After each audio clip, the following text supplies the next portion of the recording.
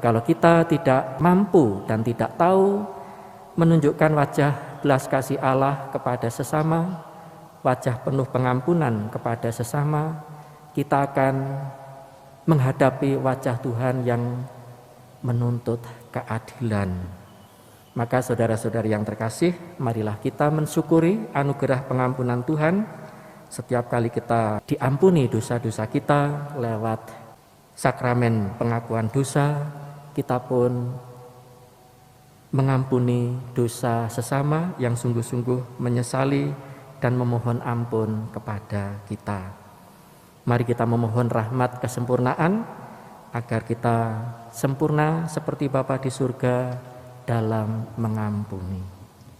Dalam nama Bapa dan Putra dan Roh Kudus. Rahmat dan damai sejahtera dari Allah Bapa dan dari Tuhan kita Yesus Kristus bersamamu.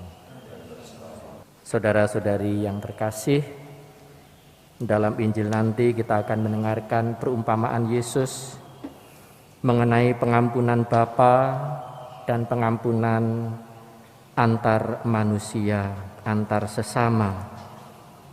Mengawali perayaan Ekaristi ini, marilah kita bersama-sama memohon ampun kepada Allah, sebagaimana kita juga mengampuni sesama kita, agar kita pantas merayakan perayaan keselamatan ini.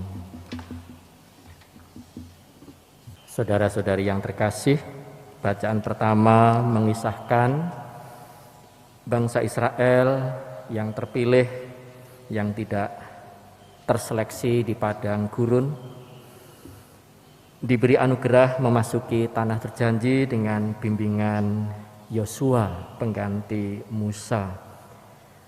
Namun mereka terkendala oleh sungai Yordan yang sedang meluap airnya, sehingga terjadilah mujizat seperti dulu waktu bangsa Israel pertama kali keluar dari Mesir dengan menyeberangi Laut Merah. Tetapi kita lihat tadi ada cukup besar perbedaan antara bangsa Israel menyeberangi sungai Yordan dengan bangsa Israel yang sebelumnya menyeberangi Laut Merah.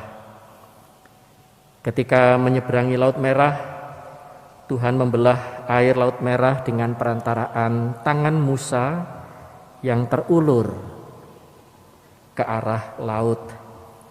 Sementara kita dengarkan tadi dalam bacaan pertama, untuk membelah sungai Yordan, Yosua dan para imam diperintahkan untuk mengangkat tabut perjanjian. Dan tabut perjanjian itu adalah lambang kehadiran Tuhan di tengah-tengah bangsa Israel.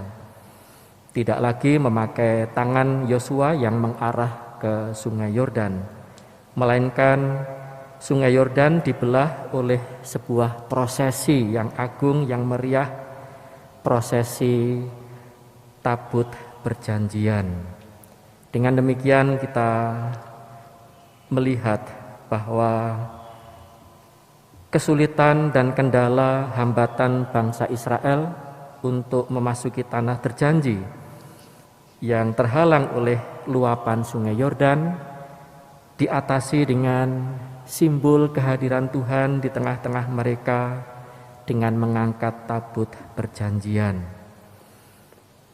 Ini memiliki makna yang indah, yang bagus, yang penting untuk kita semua, bahwa kita pun sering bisa mengatasi kesulitan, hambatan, kendala dalam hidup kita bukan karena kekuatan kita sendiri, melainkan karena Allah hadir dan sungguh-sungguh hadir di tengah-tengah kita, di dalam keseharian hidup kita. Itulah pesan dari bacaan pertama. Tuhan Allah Immanuel, Allah beserta kita, tidak akan meninggalkan kita berjuang sendirian. Dialah yang sering mengatasi kesulitan-kesulitan, hambatan-hambatan hidup kita yang tidak mungkin kita selesaikan, kita atasi sendiri. Asalkan kita sungguh-sungguh menyadari, memahami, dan juga mengakui, mensyukuri kehadiran Tuhan di tengah-tengah keseharian hidup kita. Masa sulit, masa pandemi ini, seringkali kita malah sebaliknya bertanya-tanya dalam hati yang membahayakan iman kita. Adakah Tuhan di tengah-tengah masa pandemi ini bagi kita? Maka saudara-saudari yang terkasih, bacaan pertama mengajak kita untuk tetap teguh dalam iman bahwa Allah adalah Immanuel, Allah di dalam Kristus adalah Immanuel, Allah beserta kita. Itulah yang kita andalkan. Allah beserta kita inilah yang kita andalkan untuk mengatasi segala kesulitan, hambatan, dan tantangan hidup kita. Saudara-saudari yang terkasih, dalam bacaan Injil tadi kita juga mendengar Petrus yang bertanya kepada Yesus, sampai berapa kali aku harus mengampuni? Mengampuni adalah sikap dan tindakan yang paling sulit dalam kehidupan kita. Maka Petrus di sini dalam Injil mewakili kita manusia yang memang seringkali menghadapi kesulitan dalam mengampuni. Yesus menjawab, bukan hanya sampai 7 kali, melainkan 70 kali 7 kali. Itu berarti tidak terbatas. Mengapa tidak terbatas? Karena pengampunan Allah kepada kita juga tidak terbatas. Perumpamaan yang disampaikan Yesus sangat indah untuk dibayangkan. Yang pertama ialah bahwa hamba yang pertama itu berhutang tidak kepada sesamanya tetapi kepada raja. Dengan kata lain kepada Tuhan. Dan utangnya amat sangat banyak, tidak terhitung. Sementara dia memiliki rekan, teman, sesama yang berhutang jauh lebih sedikit. Orang yang mendengarkan perumpamaan Yesus membayangkan, mengharapkan sebuah cerita yang lain, nada yang lain, yaitu bahwa hamba yang diampuni, yang dilunaskan hutang-hutangnya yang amat sangat banyak tidak terhitung itu, pasti akan mengampuni sesamanya yang berhutang jauh lebih sedikit dengan penuh sukacita. Tetapi para pendengar perumpamaan begitu terkejut karena ternyata hamba yang pertama tidak mampu melunasi utang atau mengampuni hutang sesamanya yang jauh lebih kecil. Saudara-saudari yang terkasih, kita pun berhutang jauh lebih banyak kepada Tuhan daripada sesama kita, berhutang kepada kita atau hutang kita kepada sesama jauh lebih sedikit. Tetapi seringkali hutang kita, dosa kita kepada Allah yang jauh lebih besar, kita seringkali mudah mengasihani diri sendiri, mudah mengampuni diri sendiri, mudah lunak terhadap diri sendiri. Sementara terhadap kesalahan orang lain yang kecil, kita seringkali tidak tahu dan tidak mau mengampuni. Inilah tragedi dari perumpamaan ini. Saudara-saudari yang terkasih, Yesus melalui perumpamaan ini mengajak kita untuk menjadi sempurna seperti Bapa kita di surga sempurna adanya. Kalau Bapa di surga sempurna dalam mengampuni, kita pun diajak untuk sempurna seperti Bapa dalam mengampuni sesama. Dan kita tahu persis bahwa dalam doa Bapa kami, Yesus mengajarkan kata-kata ampunilah kesalahan kami, seperti kami pun mengampuni orang yang bersalah kepada kami.